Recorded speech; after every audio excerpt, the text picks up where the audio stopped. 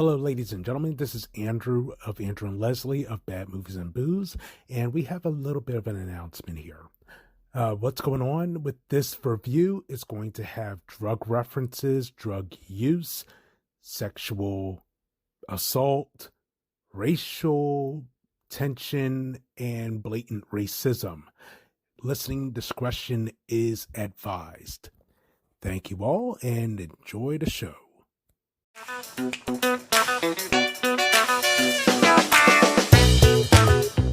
Hey, Leslie, guess what? What is it? It's season 2! Well, we did last week was season 2. Yes, it is last week's season 2, but you know what? We didn't officially say it was season 2. We didn't. Yes, ladies and gentlemen, welcome to season 2 of Bad Movies and Booze. I'm Andrew.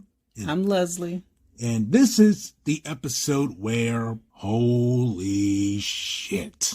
I mean, we've said this before, but... Holy shit. I don't know. So, Andrew has been on TikTok a lot. I mean, we both have. So, follow us on TikTok, BM&B and... ABoyd228. Yes. Follow us on TikTok. We would love to see you.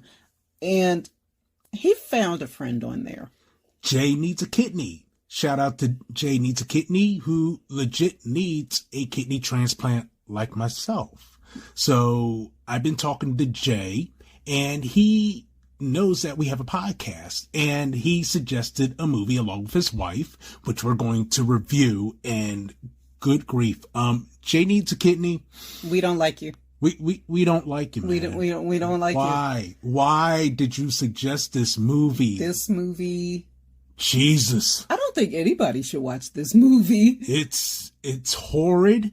It's horrible. There's just some things that will, and I heard this phrase used before, trigger warnings. And there were a lot of trigger warnings. So with that being said, Jay Needs a Kidney, I'm just letting you know, this is something that we do with Bad Movies and Booze. We ban people. Yes. Given this movie. Usually bans are a week. This one is a 3-week ban. Yes. You cannot recommend any movies for 3 weeks. I love you, buddy. I do. I love you. I love you a lot. But no.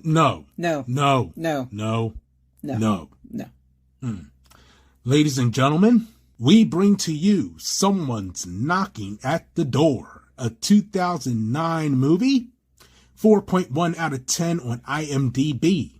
Returning to the medical school where they were test subjects decades ago, a pair of outrageously twisted serial killers used shockingly brutal sex acts to start killing off a group of drugged-out med students. Yeah, tell me about it. That is a premise and a half. Yeah.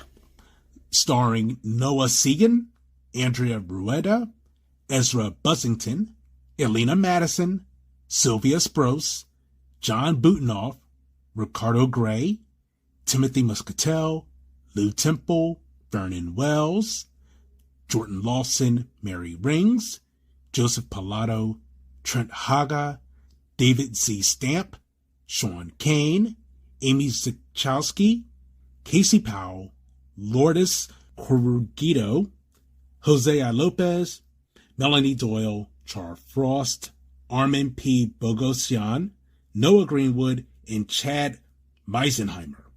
There were 25 people in this, so I said, why not give them all their due? They didn't need it. They did not deserve it. They should not have been in this movie. And this movie's budget was $820,000. Which is pretty high for a indie movie. Yeah. It was pretty high for an indie movie. Mm-hmm. Good grief, man. Yeah. All right. So first thing we see, like as soon as the TV comes on. Tubi. Yeah. We watched it on Tubi. It's a Tubi find. So if you want to watch it. Oh, gosh. And we suggest you don't. You're more than welcome to go to Tubi. Someone's knocking at the door. Yes. So as you've figured, Tubi has a lot of ridiculous movies. They're pretty fun. Some of them. Then we get movies like this. First thing we see as soon as the screen pops up is a cat walking past what looks like a dead black child. I don't know if the person was dead or sleeping. I don't know if it was a child or an adult. It looked like child's legs and then a close-up of a foot. And it looks like the person was laying in trash. A Crappy World Films Mirage Pictures JR production. Yeah, that's what pops up on the screen as well. Whoever thought that this was a attention grabber, one, it grabbed our attention. Two, we had to pause the movie for like about 3 minutes because of that. Right. Mind you, we're only like 15, 20 seconds in. Yeah. And we're like, okay, we're going to have a movie here. Yeah, we weren't happy about it. No. So then we see different clips of old home movies playing while pills are falling. So you'll see a little old home movie, then pills falling in blackness, then old home movies, pills falling. It just slaloms between the two while giving out the cast of characters and those that are a part of the movie. And you see it's young kids playing and going to school and adults doing drugs and some nudity. Yeah. It's too long. Yes. It's way too long. Yep. To be an opening of a movie. The movie was too long. The movie was too long. And it was a short movie. Yes, it was. But it was still too long. Yes. Now we're watching a young man. We find out his name is Ray. He's watching TV and shooting up. He's watching something in a different language. And he's laying in bed. He's shooting up. So me and Leslie, we had a bit of a debate. We were thinking it was heroin or LSD. Yeah. We were trying to figure out what he was shooting up. Right. So it could have been that, or it could have been something that we're going to discuss a little bit later. Right. So then someone is knocking at the door. Literally, someone's knocking at the door. Oh, I wonder where they got that from. Anyway, he gets up to answer the door. You're ruining my high. Yes. And there's a naked woman. He doesn't know her. She starts kissing him and making out with him. She says she's going to fuck him until he dies. And they're making out, and he's sitting in front of this mirror. So he sees her back. He's looking in the mirror once in a while, and he sees her back, and he's like, oh, this is so hot. This is awesome. Yeah. And all of a sudden, the woman starts turning into this weird, freakish looking man who has this blue veins running through him. Yep. And Ray is trying to get away from this man, but the man bites his tongue out. Yes. And then turns Ray around and sodomizes him. The sodomy was, good grief, boy. And Ray dies. It wasn't graphic, but it was graphic enough. Right. They don't show the actual penetration. Right. Thank goodness. Thankfully. They do keep it as close to PG. Yeah, NC-17. Yeah. I would say, yeah. Definitely, it's not, well, not even, because I think NC-17 is more than R, isn't it? Yeah. So this is like PG-13 R. It's more leaning on R and really coming close to the NC-17 rating. Yeah. It's weird because they do hide enough stuff that you're not like, oh my gosh, but they show enough stuff that you are like, what the hell? So anyway. This is 6 minutes in. Yes. So now we're in front of Linda Vista Community Hospital. They show this skinny black guy. His name is Joe. He's stuttering. And they call him Spaz because of the stutter. Right. And because he's a drug addict. That too. Yeah. So he's calling for Meg. Because he sees this girl named Meg. And he's asking, where's Justin? He just keeps asking about where's Justin. And he's like, did you hear? And so another student comes along. We find out that her name is Annie. Annie. Yeah. And they start talking about how Ray was killed. So there's this man on a megaphone. He has no clue what he's talking about. He was completely unnecessary. We only see him this one time in this movie. Thank God, because his acting was terrible. But of course, of all these movies, the acting is terrible. Right. So first, like, he would say something, and then the cop that was standing next to him would whisper something else.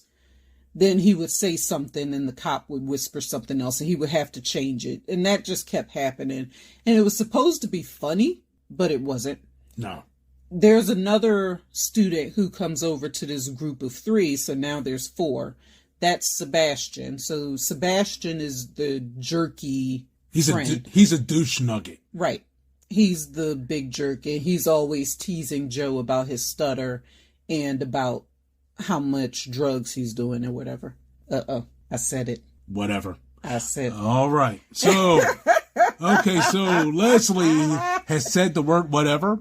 We usually say drink responsibly, but we're going to try to keep this as responsible as possible. That being said, anytime Leslie says or whatever and whatever, take a shot. I'm trying my best to stop saying it. We listened to last week, and I'm almost positive I said the W word at least 30 times in the taping. Someone would have been drunk. Yes. Passed out drunk. So I'm trying my best not to say it, and I'm trying to catch myself as I say it. So if I say it, count it up, take some shots, have fun with it.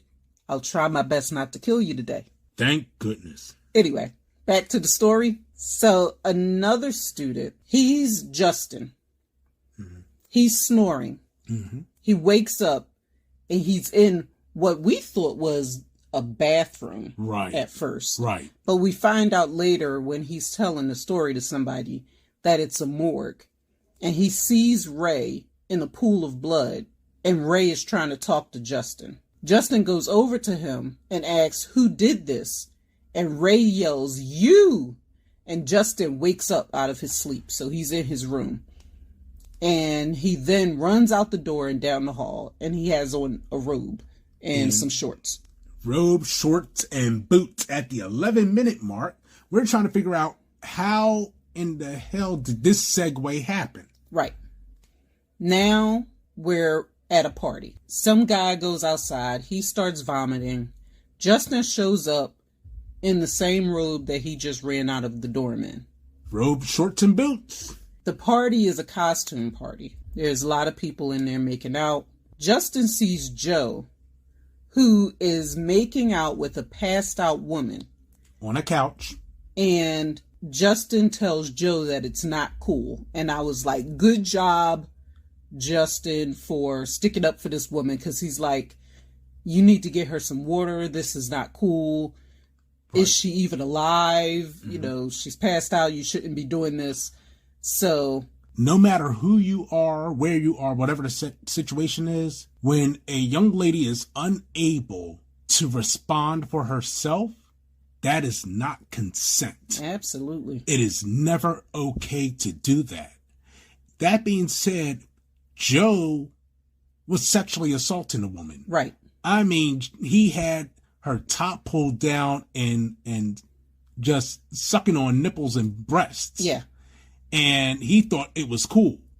No, it's not cool. Yeah. And Justin called him out on it. So I thought that was kind of cool that they showed that. And this movie was in 2009. And so it was before all the Me Too, but he's still, it's still a big deal. Right. Justin is trying to tell Joe about the dream, but Joe is too drugged out. So Justin goes out of the house and he goes out to smoke. And Annie walks over to him. She's dressed up as Little Orphan Annie. So she walks over to him and they're talking. And he's trying to tell her about the dream. But she's not really listening. She's just telling him it's okay. Ray died. It's okay. It's okay. Then Annie asks Justin if he's okay because he's having these weird flashes. And one of the flashes, he sees the naked woman that was with Ray in the beginning. So Justin says it may have something to do with that drug. And he says that the vial went missing. And Annie reassures him that it was all just a dream. Everything's fine. So Justin walks away and Annie sees the naked woman and what I'm guessing is a corn maze. Yeah. Because I guess it was around Halloween time. Everybody's at a costume party. So I'm guessing it was a corn maze. Right. So now we're with the mortician who's working on Ray, and a detective comes in and he's asking about Ray. The acting is terrible. The acting is very bad, but it's bad movies. I mean. So this is where the medical examiner discovers that the drug called Talon. Well, actually, the detective discovered the drug. I thought it was called Taldol. No, I read Talon. Oh, I thought I heard Taldol. It could be Taldol, could be Talon. It's one of the two. Either way, it's a new designer drug that they're using, the med students specifically. And this is what caused Ray to die. Yeah, so he found it on a nightstand. And the mortician shows the detective that Ray's tongue was bitten off. And the conversation then goes, the detective asks, "Is that what killed him?" The mortician says, "No. His colon was perforated by a phallus 15 inches long and 4 inches in diameter." And the detective says, "Oh, so we're looking for a black man." I got up and walked out of the room. We had to pause it. I'm like, what the? Did he just say that? Did Yes, he he just did. say that? So we're looking for a black man. I'm like, Yes. What? Well, one, thank you for the compliment. But Two, really? that's racist. Yeah. Anyway, the mortician didn't like the joke, thankfully. Neither did we. We were like, Right. okay, yeah, we're done here. Yeah. The detective asked then if it was an arm that was used. And the mortician says no. And he starts waving this cotton in front of the detective's nose. And he's telling him, like, the detective is trying to wave it away because I guess it smells. And he's like, what did he say? Semen. Well, yeah, the mortician says, oh, he said, is that jizz? And the mortician said semen. Come on, we're medical professionals here. Right. We are professionals regardless. And the mortician says, but is nothing like he's seen before. So I don't understand how. I don't know. But so now we're at this funeral, which Okay, this is where there was a white dude in blackface as the Undertaker that was leading the funeral march. I pause the movie. I look at Leslie and I say, we can stop this movie right here. Go pick up something else. But at the same time, we're going to watch stuff that's going to have things like this and worse. Mm-hmm. Leslie and I, we thought about it and we said, we're going to go forward with this. Right. That being said, we went forward with it. Yeah. So I don't understand this whole funeral scene because they were really walking through a random park. There were no other, there didn't look like there was a cemetery anywhere nearby. Right. There were no gravestones anywhere. Looked like some dusty trail. There was nothing dug up. Right. It was just in the middle of nowhere. And it was 10 people total that were walking. And then somehow the boys, Ray's mom and I guess sister, show up and they're walking. Anyway, Meg sees the mom and she says that she's sorry. The mom then slaps Meg in the face and says it's all the students' fault. Ray followed Meg like a dog and they all got him hooked onto drugs. And then Meg starts saying that no, it's your family's fault because he never lived up to you guys and you guys drove him to the drugs. So this is in the middle of his funeral. There's a lot of finger pointing here. Right. And legitimately, there's a lot of blame to place. Right.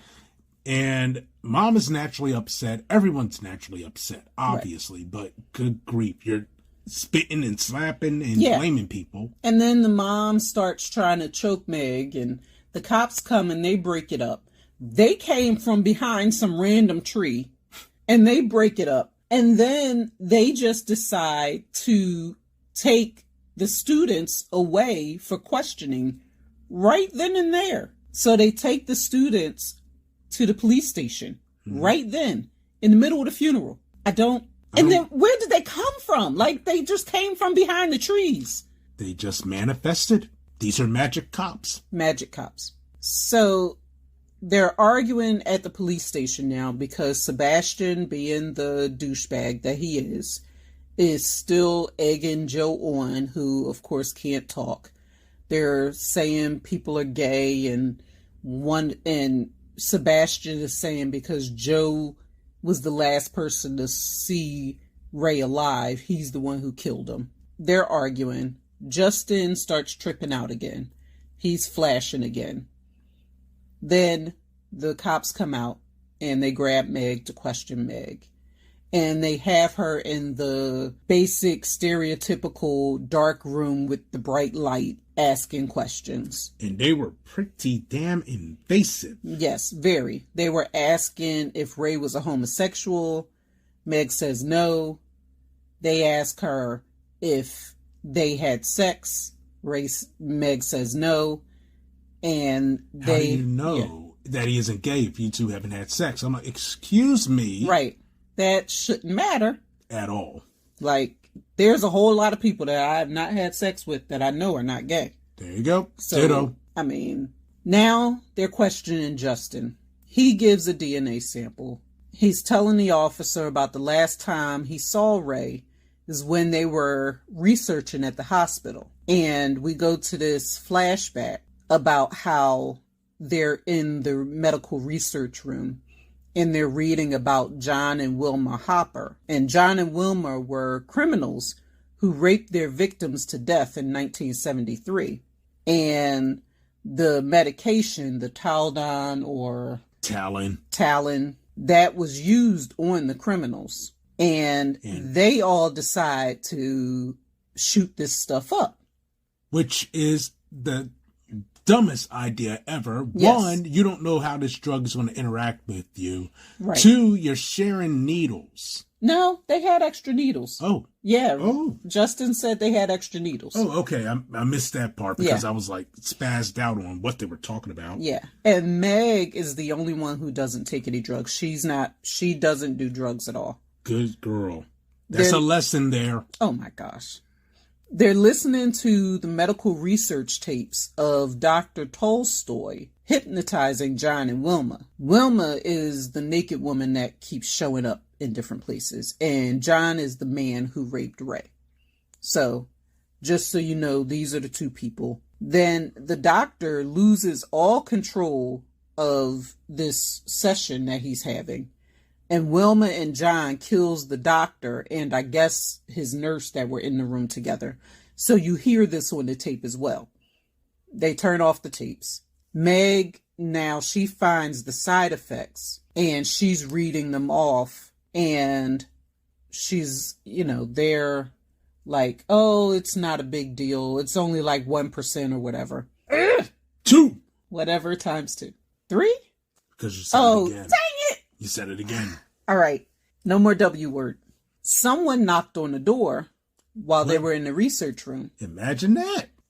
Now they are trying to hide everything.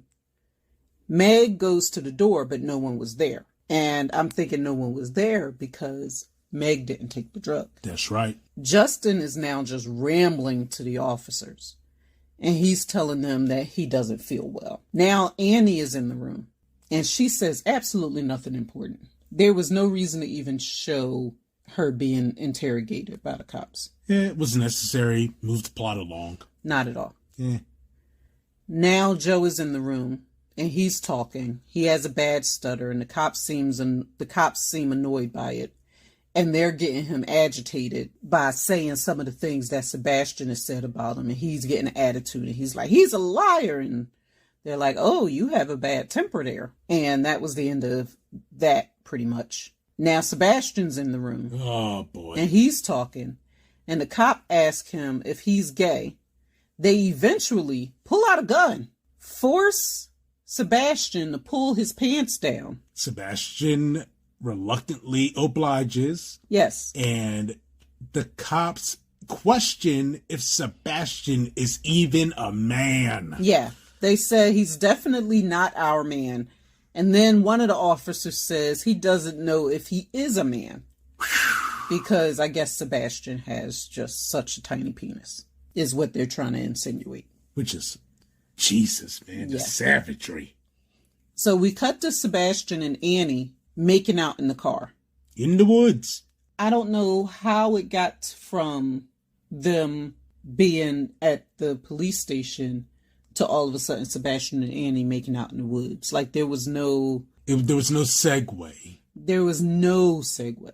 And there was no reason to even think that Sebastian and Annie were into each other. I have a theory, but I'll wait until we finish doing this. So Sebastian's being aggressive and Annie is saying no. He's still fighting to try and get her to, he's trying to force her to do oral. And she says no means no. And then she finally slaps him and tells him to stop. And she says something, and we couldn't figure it out. But she says something. I guess she probably said, I'm not sucking your little dick. That would make the most sense. Right. And it offended Sebastian to where he slaps her. No, punches her. Oh, punch? Oh, I thought it was an open hand. No, he decked her. Oh, he rocked her. Yeah. Damn. Sebastian rocks poor Annie, then kicks her out of his car. Right. Once again, if a woman says no, she does not consent. Right. She's not consenting. So you're going to get mad because she doesn't want to suck your tiny wanger. Basically. And she calls your wanger tiny. And you get mad. Yeah. Look, dude, face facts. If your dingling is that small, oh my gosh, that's on you. Oh my gosh. There's nothing we could do about that. Get a pump. Oh my gosh. Anyway, he leaves Annie in the woods. She doesn't have her phone, and she starts hearing noises. Now, he drove off, but she's calling for him, and she's like, stop playing around, Sebastian. And she starts running and hiding behind trees. But of course, being a blonde woman in a horror movie, and we've seen this many a time, she falls. Yep. Of course. So she falls. Wilma all of a sudden shows up out of nowhere. Wilma Hopper. Remember the one that was... the naked lady. The naked lady serial killer. Right. And she grabs Annie by the hair. And they don't show it, but just from reading on different areas, she basically shoves Annie up her vagina. And kills her with the death grip that she has within her vaginal walls. Yeah. That's an image. Then we are completely in a different location. The officer is in the medical room with the medical files, and he's listening to the tapes. John somehow shows up. So the naked man who they're looking for who raped Ray. He's saying he's happy the officer can hear him. And then as the officer is trying to arrest John, John grabs the officer's neck, pushes him against the wall, removes what I guess is part of his throat because he goes into his mouth and snatches something out. They don't show it. And then as the guy is against the wall, now he's on the floor, but his head is against the wall, John forces oral on the guy. I think the term, and pardon my language, people, because this is going to be a rough one, they call it skull fucking. Yeah. And Jesus Christ. I mean, they don't show it. It's more of an insinuation, but you kind of get what's going on. Yeah. We move from that. We're now with Justin and Meg, who just had sex. At the suggestion of Annie. Mind you, remember she said that at the party. Yeah. Annie, well, even Joe said it. That Justin he needs and to Meg, tap it. Yeah, Justin and Meg need to get together. And right. Apparently they got together. Right. Good for you, too. Whatever. Now we see Justin in the hall walking towards someone naked. And it's Ray. He's standing in the hall. Ray starts screaming this really weird computerized scream.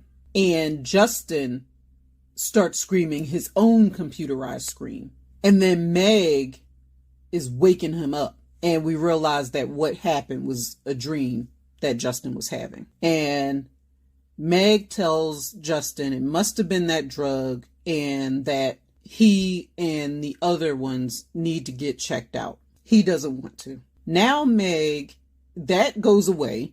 Meg is now watching videos of the doctor doing the Taldol studies on people. So he's tying people down and he's shooting them up with this drug.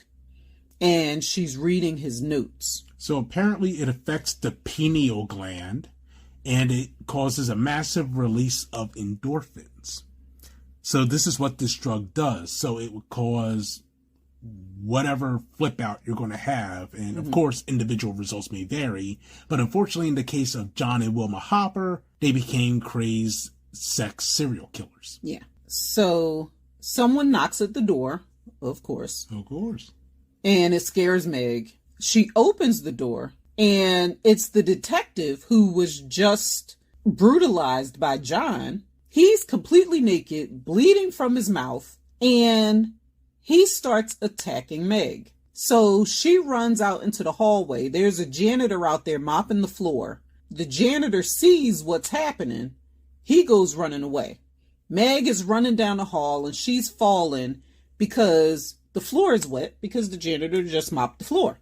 Meg is trying to get away from this very large, bloody, naked man. Where we see his cheeks. Yeah. And we're not talking about the ones on his face. Right. And the janitor comes back with 2 officers. One of the cops basically gets into a fight with the detective, the naked detective. And his partner goes to shoot, and he shoots the cop that's fighting. And then he shoots the detective, the naked detective, in the head. So Meg is on the floor and she's screaming. The naked detective is sitting on the floor with his head against the wall. The cop is trying to save his partner. And while he's trying to save his partner, the dead detective turns his head toward Meg and all of a sudden turns into John and tells Meg to breathe. Meg starts screaming. Now we cut from that, and we're in the room with Sebastian. Someone calls Sebastian and says it's Ray. And he's like, stop playing with me. He thinks it's Joe. And then somebody knocks on his door. And it's Annie, which we know it's not Annie because Annie got sucked into a vagina. Yep. But it's Annie in a robe. We know where this is going, people. So Annie is telling Sebastian that she's sorry about last night, and she opens her robe and she's mostly naked, and she says she's going to fuck him. And she's telling him, she's like, do you want that? And he says, yeah. So she tells him to get ready. He goes and puts on this oxygen mask, which I guess it had maybe some nitrous oxide or some type of gas. Something to He wanted relax him, to I suppose. suck in. She takes her robe completely off, and she has on this big strap on. So we discover that Sebastian likes being pegged. Right. Okay, cool. So, Whatever floats your boat, buddy. hey, we're not kink shaming. No, we're not. Not at all. Not at all. So Sebastian is on the couch. Annie comes over. She lifts his legs, starts going on him. Annie is moving pretty fast and pretty hard. And Sebastian tells her to slow down. Then, of course, she turns into John. And John finishes, and Sebastian spits out blood through his mouth, and it's into the mask. And he's dead. Right. Now, Justin wakes up in a room with Meg in a bed and Joe on the other side of him. And we realize it's a hospital room. One of the officers come in and tells Joe to step outside. So they're talking, and Justin asks the officer, why was your detective trying to kill my friend? And the officer says something like he doesn't know, he was a great guy. He doesn't know what happened. And they get into a slap or something. I think the officer slapped Justin in the face. And then, when Justin was slapped, Justin tried to choke out the detective who tells him that Sebastian and Annie are dead. Right. And Justin just completely lost his mind because of this drug. But now Joe comes in. He's like, what did you do? And then everyone just started yelling. Everybody's yelling, and it's like, breathe, breathe. And then they're counting to 10, and it's all this stuff going on, and Justin is freaking out in his head. And it's like, you can tell that it's some type of weird dream that Justin is going through. Like he's dying. And like everybody around him is trying to save him. Like Annie is screaming. She keeps telling him to breathe and stay with her. The cop, he's counting and he's saying, come on, stay with me. Stuff like that. And so they were sitting in this hospital room with Meg in the hospital bed. And so Justin takes the gun from the officer and he shoots the officer. That's one. After the officer says time of death. 1:45 a.m. Yeah. And Justin is like, none of this is real, right? And he shoots the officer. And then Joe is like, what did you do? Why did you do that? He shoots Joe in the neck. He tells Joe it's going to be okay and shoots him in the neck. That's two. And then he goes over to the bed and he sits with Meg. And Meg is screaming still. And he tells Meg, I love you. And then he puts the gun in his mouth and he shoots. And then we cut to the research room, the medical research room. Meg is trying to help the officer who is actually a doctor. Yep. So all this time, the story about them being in the research room and them all shooting up the drug, that was the story. The whole story, period. They shot up the drug and had a hell of a hallucinative time, minus Meg, because she didn't do it. Right. I don't think any of the other ones had the hallucination. I think this was all Justin's hallucination. But it doesn't explain why there's multiple bodies in that research room. Because they all died. That would tell me that the drug may have affected them in a different way. It may have, but they all died. That's my theory. All their consciousness have collectively assembled and created this sequence. I don't think that happened. With the essence of Meg being the voice of reason, trying to keep everyone as alive as possible, but failing to do so. I don't know. It's kind of deep, but at the same time, yeah. So the naked detective that had the mouth bleeding and everything, he was one of the doctors as well in this room. And there's a nurse. They're trying to save Justin. The other students are laying dead. And they pronounce Justin dead. They have to drag Meg out because she's freaking out. You got to keep trying. You can't. Right. He's gone. And they say, he's been without oxygen for more than 10 minutes. He's dead. I mean, at the same time, there have been real life phenomena where people came back after that. Yeah, but the rest of them were dead too. So, yeah. So that was that. Yeah. So they drag Meg out, and then they're wheeling Justin out, and it's this long with this song playing, and they're just wheeling him out.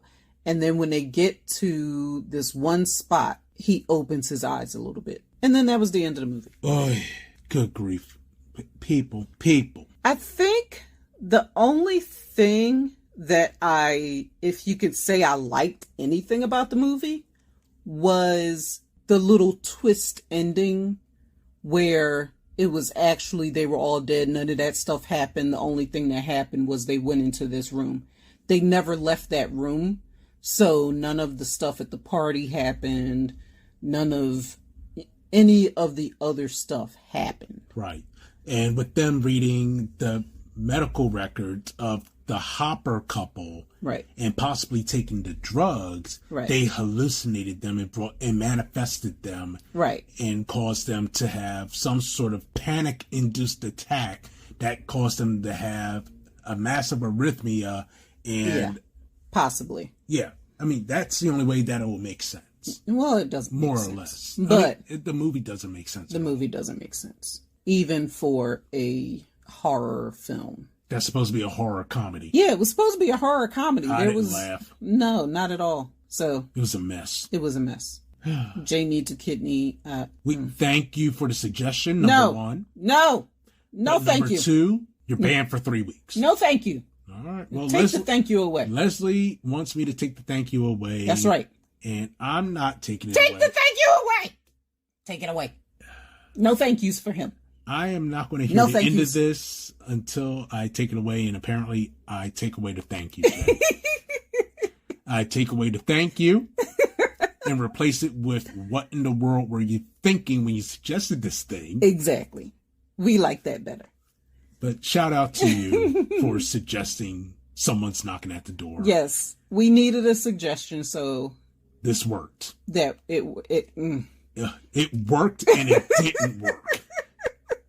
I don't know how we can say it worked because we needed a movie and we got a movie. That part I had other movies. Yeah, but this one I definitely wanted to go for this one. And Jesus, never again. No. All right, people. Thank you for tuning in to season 2 of Bad Movies and Booze. Episode 2, because we did the start of season 2 last week. And we are officially welcoming you to season 2. And of course, as always, thank you. Like, favorite us, subscribe to us on the social media platforms, Facebook, Instagram. We're not on Twitter. We're not on Twitter, but we're on TikTok, BM and B. And for me, ABOYD228. Yes. So I'm looking to get a lot of subscribers. Bad Movies and Booze, which is managed by Leslie, is looking for a lot of subscribers. Share this all over. Try to bump our numbers up. We would love to see that. Try to grow an audience and everything. And of course, as always, no matter who you are, where you are, as long as you are at the legal age of doing this action, please, please, please drink responsibly. Or whatever. And that's 4. And thank you all. And we don't know what we're going to do next, but whatever it is, it's going to be a dumpster fire too. Yes. All right. So thank you. And of course, cheers.